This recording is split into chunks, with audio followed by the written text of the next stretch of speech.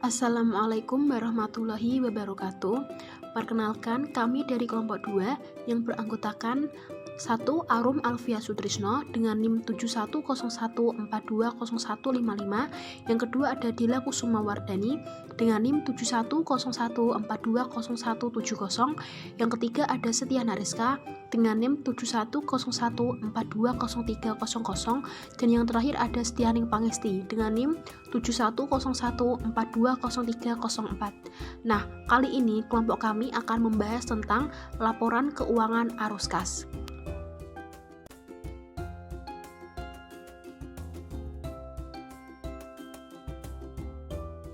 Baik, di sini saya akan menjelaskan tentang pengertian laporan arus kas.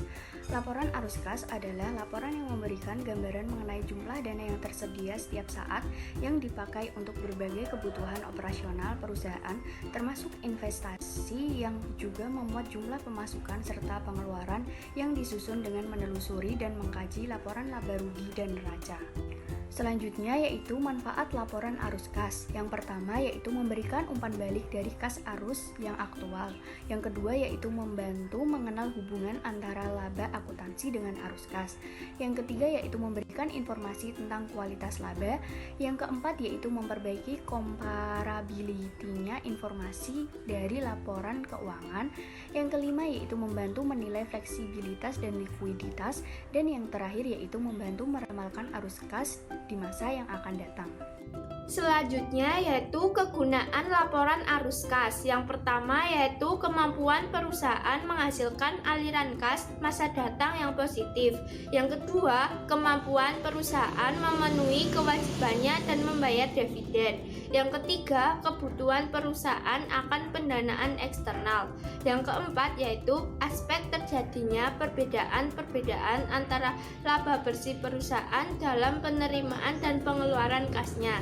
Yang kelima yaitu aspek kas dan non-kas dari transaksi investasi dan pendanaan selama periode tertentu. Selanjutnya yaitu penyajian laporan arus kas. 1. Laporan arus kas melaporkan arus kas selama periode tertentu.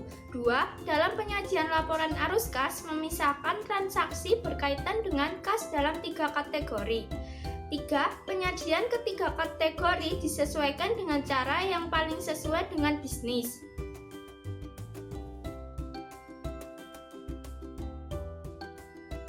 Klasifikasi laporan arus kas. Yang pertama ada arus kas operasi. Arus kas operasi adalah aktivitas penghasil utama pendapatan entitas dan aktivitas lain yang bukan merupakan aktivitas investasi dan pendanaan. Indikator utama menentukan apakah operasi dapat menghasilkan kas untuk melunasi pinjaman dan memelihara kemampuan operasi entitas, membayar dividen, dan melakukan investasi.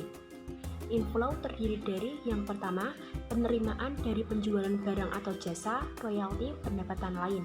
Yang kedua, penerimaan dari pendapatan sewa, restitusi pajak. Dan yang terakhir, penerimaan dari pemberian untuk bank dan penjualan sekuritas dari perusahaan efek. Kemudian ada outflow. Outflow terdiri dari yang pertama, pembayaran kepada pemasok barang dan jasa, yang kedua, pembayaran untuk karyawan, yang ketiga, pembayaran klaim asuransi, pembelian efek perusahaan efek, dan pengembalian kredit bank. Dan yang terakhir, pembayaran biaya operasi. Pelaporan arus kas dari aktivitas operasi. Terdapat 2 metode yang dapat digunakan, metode langsung dan metode tidak langsung. Metode langsung yaitu kelompok utama dari penerimaan dan pengeluaran kas bruto diungkapkan. Kemudian metode tidak langsung. Laba disesuaikan dengan mengoreksi transaksi non-kas, penangguhan atau akrual, dan unsur penghasilan atau beban yang terkait aktivitas investasi dan pendanaan. Klasifikasi laporan arus kas yang kedua ada arus kas investasi. Arus kas investasi adalah perolehan dan pelepasan aset jangka panjang serta investasi lain yang tidak termasuk setara kas, mencerminkan pengeluaran untuk sumber daya yang dimaksudkan menghasilkan kas di masa depan. Inflow terdiri dari yang pertama, penerimaan penjualan aset tetap, aset tidak berwujud, dan aset jangka panjang lain. Yang kedua, penerimaan kas dari kontak future atau forward future untuk pendanaan. Kemudian yang ketiga, penerimaan dan penjualan instrumen utang atau kas. selain diperdagangkan. Yang terakhir ada penerimaan kas dari pelunasan uang muka dan pinjaman dari pihak lain. Kemudian outflow terdiri dari yang pertama, pembayaran kas untuk membeli aset tidak tetap, aset tidak berwujud, dan biaya pengembalian dikapitalisasi. Yang kedua, pembayaran kas dari kontak future, forward, swap untuk aktivitas pendanaan. Dan yang ketiga, pembayaran untuk membeli instrumen utang atau ekuitas atau ventura selain untuk diperdagangkan.